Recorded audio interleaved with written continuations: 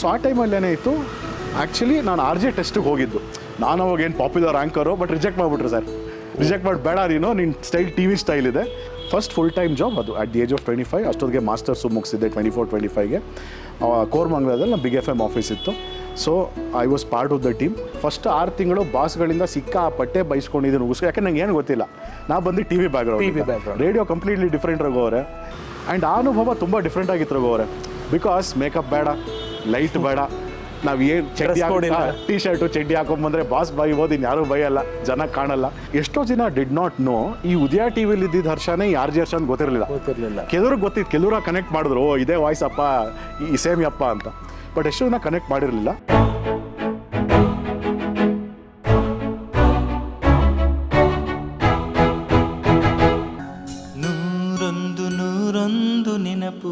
TV ಒಂದು ಜನಪ್ರಿಯತೆ ಅಥವಾ ಟಿವಿಯ ಒಂದು ರೆಕಗ್ನಿಷನ್ನು ರೀಚು ಬೇರೆ. Why radio? ಯಾಕೆ ಹರ್ಷ ರೇಡಿಯೋಗೆ ಶಿಫ್ಟ್ ಆಗಿದೆ? ಸರ್ ಕಾರಣ ಏನಂದರೆ, ಟಿ ವಿ ಮಾಡ್ತಾ ಇದ್ದಾಗ ನಾನು ಕಾಲೇಜಲ್ಲಿದ್ದೆ. So T V was actually part time for me. ನಾನು ಫುಲ್ ಟೈಮ್ ಮಾಡ್ತಾ ಇರಲಿಲ್ಲ. ದೋ ಲೈಕ್ ಕೆಲವು ಕ್ರಿಯೇಟಿವ್ ಡಿಸ್ಕಷನ್ಸಲ್ಲಿ ಪಾರ್ಟಿಸಿಪೇಟ್ ಮಾಡ್ತಾ ಇದ್ದೆ, ಐಡಿಯಾಗಳನ್ನ ಕೊಡ್ತಾ ಇದ್ದೆ, ಇದೆಲ್ಲ ಮಾಡ್ತಾ ಇದ್ದೆ. ರೇಡಿಯೋಗೆ ಶಿಫ್ಟ್ ಆಗೋದಕ್ಕೆ ಕಾರಣ ಇಷ್ಟೇ, ಆ ಟೈಮಲ್ಲಿ ನಾನು ಓದು ಮುಗೀತು ರಘುವರೆ. So I was at a junction where I needed to decide next ಏನು ಮಾಡೋದಪ್ಪ ಅಂತ. ಒಂದು ಟಿ ವಿಲೇ ಕಂಟಿನ್ಯೂ ಮಾಡ್ಬೋದಾಗಿತ್ತು, ಅಥವಾ ಓದಿರೋದು ಲಾ ಓದಿರೋದು. Sir income tax department of ಡೆಲ್ಲಿಯಿಂದ ಕೆಲಸ ಬಂದು ಸರ್ ಕ್ಯಾಂಪಸ್ ರಿಕ್ರೂಟ್ಮೆಂಟಲ್ಲಿ. ಆಗಿನ ಕಾಲದಲ್ಲಿ ತಿಂಗಳಿಗೆ 50,000 ರೂಪಾಯಿ ಸಂಬಳ. ನಾನು ಯಾರೇ ಡೆಲ್ಲಿಗೆ ಹೋಗ್ಬಿಟ್ಟು ಇನ್ಕಮ್, ನಂಗೆ ಬೋರ್ ಅವೆಲ್ಲ ಆ್ಯಕ್ಚುಲಿ ಇನ್ಕಮ್ ಟ್ಯಾಕ್ಸು ಆಡಿಟ್ ಎಲ್ಲ ಮಾಡ್ತಾನೆ, ಬೇಡ ಅಂತ ಆ ಕೆಲಸಕ್ಕೂ ಹೋಗಲಿಲ್ಲ. ಸೊ ಏನು ಮಾಡೋದು ಅಂತ ಯೋಚನೆ ಮಾಡ್ತಾ ಇದ್ದಾಗ, ಒಂದು ಕಡೆ ಸಿನಿಮಾನೂ ಆಸಕ್ತಿ ಇತ್ತು, ಆ್ಯಕ್ಟಿಂಗು, ಡೈರೆಕ್ಷನಲ್ಲಿ ನಿಮ್ಗೆ ಯಾವ ರೀತಿ ಆ ರೀತಿ ಆಸಕ್ತಿ ಇತ್ತು. ಸೊ ಅವಾಗ sir that was the time when FM radio was just starting. Correct. ಬೆಂಗಳೂರಲ್ಲಿ ಒಂದೇ ಒಂದು ರೇಡಿಯೋ ಸ್ಟೇಷನ್ ಇತ್ತು, ರೇಡಿಯೋ ಸಿಟಿ. ಅದಾದಮೇಲೆ ನಾನು ಫಸ್ಟ್ ಜಾಯ್ನ್ ಆಗಿದ್ದು 92.7 ಬಿಗ್ FM. ಅದು ಬಂದು ರಿಲಯನ್ಸ್ ಕಂಪ್ನಿನವ್ರದ್ದು, ಅನಿಲ್ ಅಂಬಾನಿ ಅವ್ರು ಸ್ಟಾರ್ಟ್ ಮಾಡಿದ್ದು, ರಿಲಯನ್ಸ್ ಬ್ರಾಡ್ಕಾಸ್ಟ್ ನೆಟ್ವರ್ಕ್ ಅಂತ. ಅದ ನಂತರ ರೂಪುಗೊಳ್ತು. ಸೊ ಏನಾಯಿತು, ಅದಕ್ಕೂ ಆ್ಯಕ್ಚುಲಿ ಶೈಲಜಾ ಸಂತೋಷ್ ಅವರೇ ರೆಫರ್ ಮಾಡಿದ್ದು. ಆ್ಯಂಡ್ ರಶ್ಮಿ ಅಂತ ಇನ್ನೊಬ್ಬರು ಸೀನಿಯರ್ ಆ್ಯಂಕರ್ ಇದ್ದರು, ಅವರು ಸಹ ರೆಫರ್ ಮಾಡಿದ್ರು. ಇಬ್ಬರು ರಶ್ಮಿ ಇದ್ರು, ಒಬ್ಬರು ಕಣ್ಮಿಟಿಗಿಸ್ತಾ ಇದ್ರಲ್ಲ ಆ ರಶ್ಮಿನ. ಹೌದು ಅವ್ರ ಕಣ್ಗಳು ಸ್ವಲ್ಪ ದೊಡ್ಡದಾಗಿತ್ತು. ದೊಡ್ಡದು. ವೆರಿ ಶಿ ನಾವು ನಾಟ್ ಇನ್ ಟಚ್. ಓಕೆ, ಕಣ್ಣಿಡಿಬೇಕು. Would like to be in touch. ನೋಡೋಣ, ಮೋಸ್ಟ್ಲಿ ಈ programme in podcast. Hi Rashmi, get in touch. Hi and thank you. So for the second time Shailaja ಅವ್ರ ಹೆಸರನ್ನ ಹಾಪ್ಸ್ಕೊತಾ ಇದ್ದೀನಿ, ಬಿಕಾಸ್ ಅವ್ರು ಕೂಡ she was instrumental in referring me to radio. FM radio boom ಇತ್ತು sir. And ನಾವೆಲ್ಲ ಆ್ಯಂಕರ್ಗಳಾದಕ್ಕೆ ಆರ್ ಜೆಗಳಿಗೆ 35,000 ಅಂತ ಸಂಬಳ ತಿಂಗಳಿಗೆ. ನಾವೆಲ್ಲ ಅಯ್ಯೋ ಹೌದಾ 35. ಆ್ಯಂಡ್ ಅವಾಗ ಆರ್ ಜೆಗೆ ಮಾಡೋದು ತುಂಬ ಕೂಲ್ ಅದು ಅಲ್ಲ. ಆರ್ ಜೆಗಳದ್ದು ಈಗ ಯಾವ ರೀತಿ ಪ್ರತಿ ಕಾಲೇಜ್ ಸ್ಟೂಡೆಂಟು ಯೂಟ್ಯೂಬರ್ ಆಗಬೇಕು ಅಥವಾ ಇಂಥ ಇನ್ಸ್ಟಾಗ್ರಾಮರ್ ಆಗಬೇಕಂತ ಆಸೆ ಪಡ್ತಾರೋ, ಅವಾಗ ಆರ್ ಜೆ ಆಗಬೇಕು ಅನ್ನೋ ಒಂದು ಕ್ರೇಜ್ ಇತ್ತು. Very handsome package. ಆ ಟೈಮಲ್ಲಿ ಬಿಕಾಸ್ ಟಿ ವಿಲಿ ಪ್ರೊಡಕ್ಷನ್ ಕಾಸ್ಟ್ ಎಲ್ಲ ಜಾಸ್ತಿ ಸರ್. ರೇಡಿಯೋಲ್ಲೇ HR ಕಾಸ್ಟೇ ಜಾಸ್ತಿ, ಪ್ರೊಡಕ್ಷನ್ ಕಾಸ್ಟ್ ಏನು ಜಾಸ್ತಿ ಇಲ್ವಲ್ಲ. ಸೊ ಆ ಟೈಮಲ್ಲಿ ಏನಾಯಿತು, ಆ್ಯಕ್ಚುಲಿ ನಾನು ಆರ್ ಜೆ ಟೆಸ್ಟಿಗೆ ಹೋಗಿದ್ದು. ನಾನು ಅವಾಗ ಏನು ಪಾಪ್ಯುಲರ್ ಆ್ಯಂಕರು, ಬಟ್ ರಿಜೆಕ್ಟ್ ಮಾಡಿಬಿಟ್ರು ಸರ್. ರಿಜೆಕ್ಟ್ ಮಾಡಿ ಬೇಡ ನೀನು, ನಿನ್ನ ಸ್ಟೈಲ್ ಟಿ ವಿ ಸ್ಟೈಲ್ ಇದೆ. ಬಿಕಾಸ್ ನಾವು 2-3 ಸ್ಟೈಲ್ ಗೊತ್ತಿತ್ತು. ಒಂದು ಶುದ್ಧವಾದ ಸ್ಪಷ್ಟವಾದ ಕನ್ನಡದಲ್ಲಿ ಮಾತಾಡೋದು, ಇನ್ನೊಂದು ನ್ಯಾಚುರಲ್ ಆಗಿ ಮಾತಾಡೋದು, ಇನ್ನೊಂದು ಕಾಮಿಡಿ. ಬೇರೆ ಸ್ಟೈಲ್ ಬರ್ತಾಯಿತ್ತು. ಈಗ ನಮ್ಗೆ ಆ್ಯಂಕರ್ಸ್ ಎಲ್ಲ ಗೊತ್ತಿರೋದು, ಈಗ ಸ್ಟೇಜ್ ಮೇಲೆ ಒಂದು ಸ್ಟೈಲೋ ಇದು. ರಿಜೆಕ್ಟ್ ಮಾಡಿಬಿಟ್ರು. ಬಟ್ ಅದಾದಮೇಲೆ ಕೆಲವು ದಿನಗಳ ನಂತರ ಕಾಲ್ ಮಾಡಿ ಎಕ್ಸಿಕ್ಯೂಟಿವ್ ಪ್ರೊಡ್ಯೂಸರ್ ರೋಲ್ ಖಾಲಿ ಇದೆ ಬಾ ಅಂತ ಕರೆದ್ರು. ನಾನು ಹೋದೆ ಸರ್. ಎಕ್ಸಿಕ್ಯೂಟಿವ್ ಪ್ರೊಡ್ಯೂಸರ್ನೇ ಆ್ಯಕ್ಚುಲಿ ಆ್ಯಕ್ಟಿಂಗ್ ಪ್ರೋಗ್ರಾಮಿಂಗ್ ಹೆಡ್ ಥರ, ಬಿಕಾಸ್ ಅವ್ರು ಯಾರು ಪ್ರೋಗ್ರಾಮಿಂಗ್ ಹೆಡ್ ತೊಗೊಂಡಿರಲಿಲ್ಲ. ಪ್ರೋಗ್ರಾಮಿಂಗ್ ಹೆಡ್ ಅಂದರೆ ನಿಮ್ಗೆ ಗೊತ್ತೇ, ಆ ಕಾಂಟೆಂಟ್ ಹೆಡ್ಡು ಆ ಸ್ಟೇಷನ್ ಲಾಂಚ್ ಮಾಡೋದಕ್ಕೆ. ಸೊ ಸೇರಿದೆ ಅಟ್ ದಿ ಏಜ್ ಆಫ್ 25. ಸೇರಿಬಿಟ್ಟು ಅವಾಗೇನು ಲಾಂಚ್ ಆಗಿರಲಿಲ್ಲ. ನಾನು ಸೇರಿದ್ದು 2006 ಉದಯ ಟಿ ವಿಗೆ ಥ್ಯಾಂಕ್ಸ್ ಹೇಳಿ ನಮ್ಮ GM ಸರ್ಗೆ, ಯಾರ್ಯಾರು ನಮ್ಮ ಸೀನಿಯರ್ಸ್ ಇದ್ರೋ ಸ್ವೀಟ್ ಕೊಟ್ಬಿಟ್ಟು ನಾನು, ಬಿಕಾಸ್ ಎರಡು ಮಾಡೋಂಗಿಲ್ಲ ಅಂತ ಇದ್ರು, ಟೈಮ್ ಬ್ಯಾಲೆನ್ಸ್ ಆಗಲ್ಲ, ಅದು ಮಾಡಿ ಎರಡು ಸರಿ ಹೋಗಲ್ಲ ಅಂತ. ಫಸ್ಟ್ ಫುಲ್ ಟೈಮ್ ಜಾಬ್ ಅದು ಅಟ್ ದಿ ಏಜ್ ಆಫ್ 25. ಅಷ್ಟೊತ್ತಿಗೆ ಮಾಸ್ಟರ್ಸು ಮುಗಿಸಿದ್ದೆ 24-25ಗೆ. ಕೋರ್ಮಂಗ್ಲದಲ್ಲಿ ನಮ್ಮ ಬಿಗ್ FM ಆಫೀಸ್ ಇತ್ತು. So I was part of the team, in a way leading the team that launch the radio station, that launch the brand. ಅವಾಗ ಉಪ್ಪಿ ಅವ್ರು actually ಅವ್ರನ್ನ brand ಅಂಬಾಸಿಡರಾಗಿ ಸೈನ್ ಮಾಡ್ಕೊಂಡಿದ್ವಿ. ಸೊ ಬಿಗ್ FM ಅಲ್ಲಿ 6 ವರ್ಷ ಕೆಲಸ ಮಾಡಿದೆ ಸರ್. ಫಸ್ಟು ಎಕ್ಸಿಕ್ಯೂಟಿವ್ ಪ್ರೊಡ್ಯೂಸರ್ಗೆ ಸೇರಿದೆ. ಫಸ್ಟ್ 6 ತಿಂಗಳು ಬಾಸ್ಗಳಿಂದ ಸಿಕ್ಕಾಪಟ್ಟೆ ಬೈಸ್ಕೊಂಡಿದ್ದೀನಿ ಉಗಿಸ್ಕೊ. ಯಾಕೆ ನಂಗೆ ಏನು ಗೊತ್ತಿಲ್ಲ, ನಾ ಬಂದು T V background. Radio completely different ರಘುವರೆ. ಲಾಗ್ಸ್ ಅಂತಾರೆ, ರೇಡಿಯೋ ಲಾಗ್ಸ್ ಅಂತಾರೆ. ಲಾಗ್ ಅಂದರೆ ಮರದ ಲಾಗ್ ನಂಗೆ ಗೊತ್ತು. ಸೊ 6 ತಿಂಗಳು ತುಂಬ ಕಷ್ಟಪಟ್ಟು ಅಯ್ಯೋ ಎಲ್ಲ ಸೇರಿಕೊಂಡೆ ಅಂದ್ಕೊಂಡು ಕಾರಲ್ಲಿ ಕೂತ್ಕೊಂಡು ಕಣ್ಣೀರು ಹಾಕೊಂಡು ಇದೆಲ್ಲ ಮಾಡಿದ್ದೀನಿ. ಬಟ್ ಅದಾದಮೇಲೆ ಬಿಕಾಸ್ ಒಂದು ಕ್ರಿಯೇಟಿವ್ ಬೇಸ್ ಇದ್ದರೆ, ಎಕ್ಸ್ಪೀರಿಯನ್ಸ್ ಇದ್ದರೆ, ಟ್ಯಾಲೆಂಟ್ ಇದ್ದರೆ, ದೇವ್ರ ಆಶೀರ್ವಾದ ಇದ್ದರೆ, ಛಲ ಇದ್ದರೆ ಗೆಟ್ ಆನ್ ಆಗ್ಬೋದು. ಇಲ್ಲಪ್ಪ ಅವಾಗ ಕಲಿತಾ ಬಂದೆ. ನಮ್ಮ CEO ಬಂದು ತರುಣ್ ಕಟಿಯಾಲ್ ಅಂತ. ಅವರು ಸೋನಿ ಹೆಡ್ ಆಗಿದ್ರು, ಸ್ಟಾರ್ ನೆಟ್ವರ್ಕ್ ಹೆಡ್ ಆಗಿದ್ರು, KBC ಸ್ಟಾರ್ಟ್ ಮಾಡಿದವರು ಅವರು, ZEE5 ಸ್ಟಾರ್ಟ್ ಮಾಡಿದವರು ಅವರು. ದೊಡ್ಡ ವ್ಯಕ್ತಿ ಅವರು. ಆ್ಯಕ್ಚುಲಿ ಅವ್ರಿಗೆ ನನ್ನ ಕಂಡ್ರೆ ತುಂಬ ಇಷ್ಟ. ಲೈಕ್ ಅವರು ನನ್ನ ಫೋರ್ಸ್ ಮಾಡಿದ್ನಿ ಆರ್ ಜೆ ಆಗು ಅಂತ. ನಾನು ಆ್ಯಕ್ಚುಲಿ ಆಗಲ್ಲ sir, let me focus on ಏನು ಟೀಮ್ಲಿ ಇದಿದೆ, ಮ್ಯಾನೇಜ್ಮೆಂಟು, ಕಾಂಟೆಂಟು, ಸ್ಟ್ರಾಟಜಿ ಅಂತ ಹೇಳಿದೆ. ಬಟ್ ಅವ್ರಿಗೆ ಗೊತ್ತಿತ್ತು ಈ ನನ್ನ ಮಗ ಉದಯ ಟಿ ವಿಲಿ ಪಾಪ್ಯುಲರ್ ಆಗಿದ್ದ, ಇವ್ನು ವೇಸ್ಟ್ ಮಾಡಬಾರ್ದು ಇವ್ನ ಟ್ಯಾಲೆಂಟ್ನ, ಇವ್ನು ತೆರೆ ಹಿಂದೆ ಇರಬಾರ್ದು, ಮೈಕ್ ಮುಂದೆ ಹಾಕ್ಬೇಕಂತ ಆರ್ ಜೆ ಮಾಡೋದು. ಆ್ಯಂಡ್ 3 ತಿಂಗಳು ಮಿಡ್ ಮಾರ್ನಿಂಗ್ ಶೋ ಅಂತ ಬರ್ತಾಯಿತ್ತು, ಲಕ್ಕಿ ಲಕ್ಷ್ಮಿ ಅಂತ ಒಂದು ಶೋ 3 ತಿಂಗಳು ಮಾಡಿದೆ. ಅದಾದಮೇಲೆ ಮಾರ್ನಿಂಗ್ ಶೋಗೆ ಹಾಕಿದ್ರು ರಘು ಅವರು. ಆ್ಯಂಡ್ ಆ್ಯಸ್ ಯು ನೋ, ರೇಡಿಯೋದಲ್ಲಿ one of the most important time and is morning, because ಬೆಳಗ್ಗೆ ಟ್ರಾಫಿಕ್ಕು, ಸಂಜೆ ಟ್ರಾಫಿಕ್ಕು. ಬೆಳಗ್ಗೆ ಟ್ರಾಫಿಕಲ್ಲಿ ಆಫೀಸ್ಗೆ ಹೋಗ್ಬೇಕಾದ್ರೆ ರೇಡಿಯೋ ಕೇಳ್ತಾರೆ, FM ಕೇಳ್ತಾರೆ, ವಾಪಸ್ ಬರ್ಬೇಕಾದ್ರೆ ಸೊ ಡ್ರೈವ್ ಶೋಸ್ ಅಂತ ಹೇಳ್ತೀವಿ. So morning show R J ಅದೇ, ನಾನು ಮತ್ತು ಕಿರಣ್ ಶ್ರೀಧರ್ ವಾಯ್ಸ್ ನೀವು ಕೇಳಿರ್ಬೋದು, ನಾವಿಬ್ಬರು ಹುಡುಗರು ಮಾರ್ನಿಂಗ್ ಶೋ ಹೋಸ್ಟ್ಗಳು. ಆ್ಯಂಡ್ ಅದಾದಮೇಲೆ ಸರ್ ಶ್ರುತಿ ಈಗಲೂ ಮಾಡ್ತಾಯಿದ್ದಾರೆ, ಪಟ್ ಪಟಾಕಿ ಶ್ರುತಿ.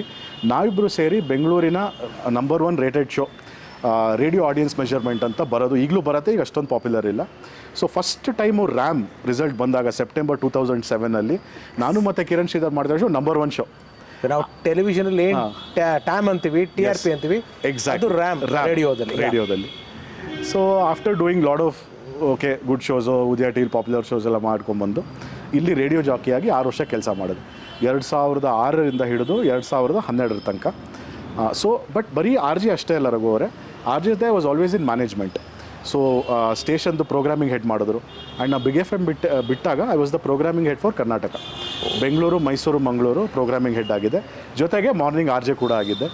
ಆ್ಯಂಡ್ ಆ ಅನುಭವ ತುಂಬ ಡಿಫ್ರೆಂಟ್ ಆಗಿತ್ತು ರಘು ಅವರೇ, ಬಿಕಾಸ್ ಮೇಕಪ್ ಬೇಡ, ಲೈಟ್ ಬೇಡ, ನಾವು ಏನು ಟೀ ಶರ್ಟು ಚಡ್ಡಿ ಹಾಕೊಂಬಂದರೆ ಬಾಸ್ ಬೈಬೋದು, ಇನ್ಯಾರೂ ಬೈಯಲ್ಲ, ಜನ ಕಾಣಲ್ಲ. ಆ್ಯಂಡ್ ಇನ್ನೊಂದು ಇದರಲ್ಲಿ ಕಾಮಿಡಿ ಅಂತಿರೋ, ವಿಪರ್ಯಾಸ ಅಂತಿರೋ ಗೊತ್ತಿಲ್ಲ, ಎಷ್ಟೋ ಜನ ಡಿಡ್ ನಾಟ್ ನೋ ಈ ಉದಯ ಟಿ ವಿಲಿ ಇದ್ದಿದ್ದು ಹರ್ಷನೇ ಈ ಆರ್ ಜೆ ಹರ್ಷ ಅಂತ ಗೊತ್ತಿರಲಿಲ್ಲ. ಕೆಲವ್ರಿಗೆ ಗೊತ್ತಿತ್ತು, ಕೆಲವ್ರ ಕನೆಕ್ಟ್ ಮಾಡಿದ್ರು, ಇದೇ ವಾಯ್ಸ್ ಅಪ್ಪ, ಈ ಸೇಮ್ ಅಪ್ಪ ಅಂತ. ಬಟ್ ಎಷ್ಟೋ ಜನ ಕನೆಕ್ಟ್ ಮಾಡಿರಲಿಲ್ಲ. ಆಮೇಲೆ ಯೂಶಲಿ ಐ ಥಿಂಕ್ ಜನಕ್ಕೆ ಗೊತ್ತಾಯಿತು ಅಂತ ಕಾಣುತ್ತೆ. ಬಟ್ ರೇಡಿಯೋ ಅನುಭವ ತುಂಬ ಚೆನ್ನಾಗಿತ್ತು, because I was able to bring in ಆ ಸೆಲೆಬ್ರಿಟಿಗಳ ಎಕ್ಸ್ಪೀರಿಯನ್ಸ್. ಅವ್ರ ಜೊತೆ ಏನೊಂದು ಅನುಭವ ಇತ್ತು, ಅವ್ರ ಜೊತೆ ಏನೊಂದು ಸ್ನೇಹ ಪ್ರೀತಿ ಇತ್ತು, ಅವರೆಲ್ಲ ಬಂದು ಅಷ್ಟು ಚೆನ್ನಾಗಿ ಮಾತಾಡ್ಸೋರು. ಆ್ಯಂಡ್ ಚೆನ್ನಾಗಿತ್ತು. ಅಂದರೆ ರೇಡಿಯೋ ಇನ್ನೊಂದು ಏನಂದ್ರೆ ಅವರೇ, ಇಟ್ಸ್ ಎ ಡೈಲಿ ಮೀಡಿಯಮ್ ಅಲ್ಲ, ಪ್ರತಿದಿನ ಮಾತಾಡಬೇಕು, ಪ್ರತಿದಿನ ಎಂಟರ್ಟೈನ್ ಮಾಡಬೇಕು, ಇನ್ಫಾರ್ಮೇಷನ್ ಕೊಡಬೇಕು, ಟ್ರಾಫಿಕ್ ಬಗ್ಗೆ ಮಾತಾಡಬೇಕು, ಜನ ನಗಿಸ್ಬೇಕು. ಇನ್ಫ್ಯಾಕ್ಟ್ ನಾನು ಚಿಕ್ಕ ಹುಡುಗನಿಂದ ಅಷ್ಟೇ, ನಾನು ಏನು ಮಾಡ್ತಾಯಿದ್ದೆ ಗೊತ್ತಾ, ಮನೇಲಿ ಒಂದು ಟೇಪ್ ರೆಕಾರ್ಡರ್ ತೊಗೊಂಬಿಡೋದು, 2 ಕ್ಯಾಸೆಟ್ ಹಾಕೊಂಬಿಟ್ಟು ಇದರಿಂದ ಒಂದು ಹಾಡು ಡಬಲ್ ಡೆಕ್ ಅಂತ ಬರೋದಲ್ಲ, ಇದರಿಂದ ಹಾಡು ಇದಕ್ಕೆ ರೆಕಾರ್ಡ್ ಮಾಡ್ಬಿಟ್ಟು ಮಧ್ಯಾಹ್ನ ಏನೋ ಮಾತಾಡೋದು. ಸೊ ಈ ಆರ್ ಜೆಯಿಂಗ್ ಅನ್ನೋ ಆಸೆ ನಂಗೆ ಮೊದಲಿಂದ ಇತ್ತು. And also not just as A talent manager also. ಈ ಮೊದಲೆಲ್ಲ ಈ VTV MTV ಬರ್ತಾಯಿದ್ರೆ ನಾ ಯಾವ ಥರ ಇವ್ರ ಬಾಸ್ ಆಗಿ ನಾ ಯಾವ ಥರ ಆ್ಯಂಕರ್ಗಳನ್ನ ಆಗ್ತಾಯಿದ್ದೆ, ಯಾವ ಥರ ಪರ್ಸನಾಲಿಟಿ ಇರಬೇಕು, ಇದ್ರ ಬಗ್ಗೆ ಎಲ್ಲ ತುಂಬ ಯೋಚನೆ ಮಾಡ್ತಾಯಿದ್ದೆ, ಏನೋ ಸ್ಟ್ರಾಟಜಿ ಬಗ್ಗೆ. ಸೊ ಅದರಲ್ಲೂ ನಾನು ತುಂಬ ಆ ರೋಲು ತುಂಬ ಎಂಜಾಯ್ ಮಾಡಿದ್ದೀನಿ. ಕಾಂಪಿಟೇಷನ್ನು ನನಗೇನು ಗೊತ್ತಾ ಸರ್, ಕಾಂಪಿಟೇಷನ್ ಅಂದರೆ ವಾರ್ ಥರ. ನಾವು ಲೈಕ್ ಫಾರ್ ಎಕ್ಸಾಂಪಲ್ ನನ್ನ ಇಮೇಲಲ್ಲೇ ಸೈನ್ ಆಫ್ ಮೆಸೇಜ್ ಅದು ಹಾಕೊಂಡ್ಬಿಟ್ಟಿದ್ದೆ, ಕಾಂಪಿಟೇಷನ್ ಹೆಸರು ಇಲ್ಲಿ ಹೇಳೋಕ್ಕಾಗಲ್ಲ. ಫಾರ್ ಎಕ್ಸಾಂಪಲ್ ಪೆಪ್ಸಿ ಕೋಕ್ ಯಾವ ಥರ competition, let's skill radio dash ನಮ್ಮ and I use to work with that focus. ಏನು ಮಾಡೋ ನಾವೇ ನಂಬರ್ 1 ಇರಬೇಕು ಅಂತ ರಘು ಅವರೇ.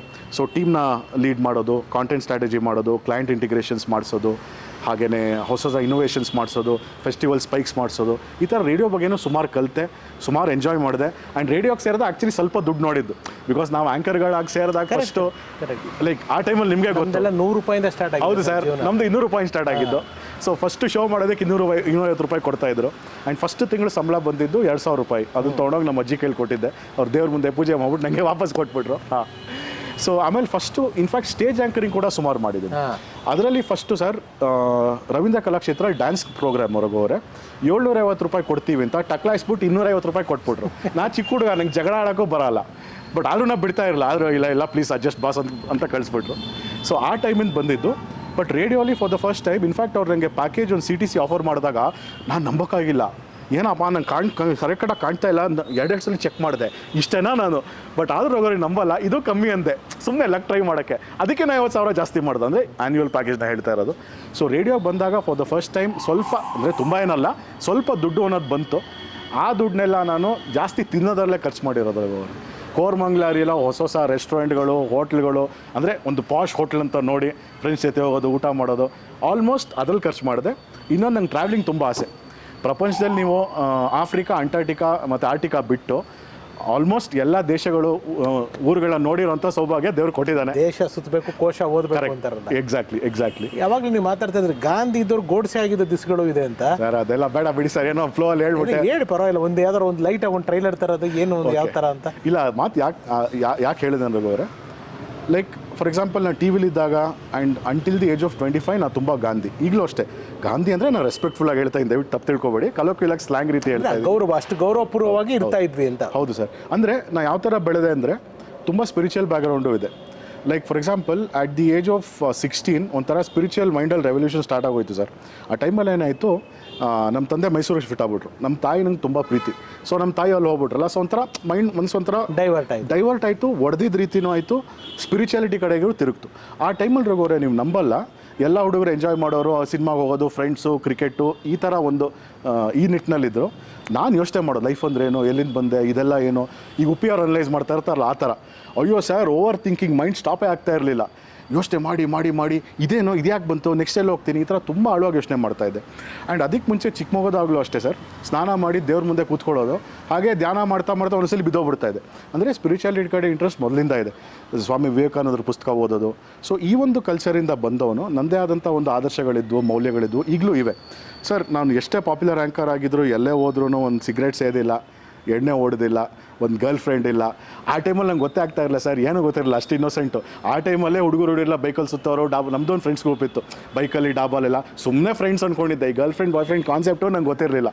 ಮೋಸ್ಟ್ಲಿ ನೀವು ಹಂಗಿದ್ರೆ ಏನೋ ಗೊತ್ತಿಲ್ಲ, ನಾನು ಲವ್ ಮಾಡಿಬಿಟ್ಟಿದ್ದೆ ಆ ಟೈಮಲ್ಲಿ ಮಾಡಿಬಿಟ್ಟಿದ್ರಿ. ಹಾಂ, ಸೊ ಈ ಥರ ಇದ್ದೆ sir.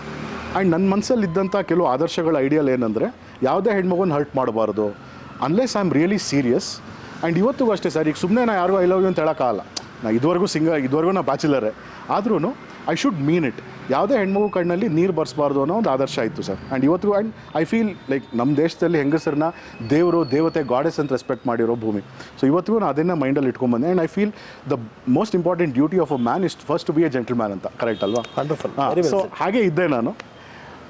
But at the age of 25 ಪ್ರೀತಿಲಿ ಬಿದ್ದೆ ಸರ್.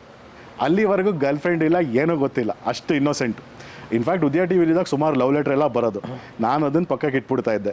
ಕೆಲವ್ರು ಬಂದು ಪ್ರಪೋಸು ಮಾಡೋರು, ನಂಗೆ ಏನು ಮಾಡಬೇಕಂತ ಗೊತ್ತಾಗ್ತಾ ಇರಲಿಲ್ಲ, ಸುಮ್ಮನೆ ಮಾತಾಡ್ಸ್ಬಿಟ್ಟವ್ರನ್ನ ಆಯಿತು ಊಟ ಮಾಡ್ಕೊಂಡು ಹೋಗಿ ಈ ಥರ ಪೊಲೈಟಾಗಿ ಮಾತಾಡ್ಸಿ ಕಳಿಸ್ಬಿಡ್ತಾ ಇದ್ದೆ. ಅಂದರೆ ಸರ್, ಆ್ಯಂಡ್ ಇನ್ಫ್ಯಾಕ್ಟ್ ನಮ್ಮ ಶ್ರೀಕಂಠ ಅವರು ಹೇಳೋರು, ಹರ್ಷನಯ್ಯ ಬರ್ತಾನೆ, ಮೇಕಪ್ ಹಾಕೋತಾನೆ, ತನ್ನ ಕೆಲಸ ಮಾಡ್ತಾನೆ, ಹೋಗ್ತಾನೆ, ಯಾರಿಂದೇನೂ ಹೋಗಲ್ಲ. ಅಂದರೆ ಅದು ತಪ್ಪು ಅಂತ ಹೇಳ್ತಾ ಇಲ್ಲ ರಘುವರೆ, ಬಟ್ ನನ್ನ ಲೈಫ್ ಸ್ಟೈಲ್ ಆ ಥರ ಇತ್ತು. ನೀವು ಹಾಗೆ? ಹಾಂ, because I was more into anchoring ಮತ್ತು ಸ್ಪಿರಿಚುಯಾಲಿಟಿ. ಆ ಚಿಕ್ಕ ವಯಸ್ಸಲ್ಲೇ ಜಪ ಮಾಡ್ತಾ ಇದ್ದೆ. And at the age of 22-23 Sudarshan ಕ್ರಿಯಾ ಕಲಿತೆ, ನಮ್ಮ ಗುರುದೇವ್ ಶ್ರೀ ರವಿಶಂಕರ್ ಅವ್ರದ್ದು. ಸೊ ಅದರಲ್ಲಿ ಬರ್ತಾ ಇದ್ದೆ. 25 ವರ್ಷ ಕರೆಕ್ಟಾಗಿ ಲವ್ ಆಗೋಯ್ತು ಸರ್. ಉದಯ ಟಿ ವಿ ಟೈಮಲ್ಲಿ ಕೆಲವ್ರ ಮೇಲೆ ಕ್ರಶ್ಗಳಿತ್ತು, ಅದು ಯಾರಂತ ಹೇಳಲ್ಲ, ಬಟ್ ಕ್ರಶ್ ಅಷ್ಟೇ, ಅಂದರೆ ಹಾರ್ಟಲ್ಲಿ ಇತ್ತು ಅಷ್ಟೇ. ಓಕೆ. ಹಾಂ, ಬಟ್ ಇದು ಸೀರಿಯಸ್ ಲವ್ ಆಗೋಯ್ತು. ಬಟ್ ಕಾರಣಾಂತರಗಳಿಂದ ಮದುವೆ ಆಗೋಕ್ಕಾಗಲಿಲ್ಲ. We are very serious. Love ಅಂದರೆ ಏನೋ ಟೈಮ್ ಪಾಸ್ ಲವ್, ಇನ್ನೇನೋ ಒಂದು ಇದಕ್ಕಲ್ಲ, ತುಂಬ ಸೀರಿಯಸ್ ಆಗಿದ್ವಿ. But because of certain reasons ಮದುವೆ ಆಗೋಕ್ಕಾಗಲಿಲ್ಲ.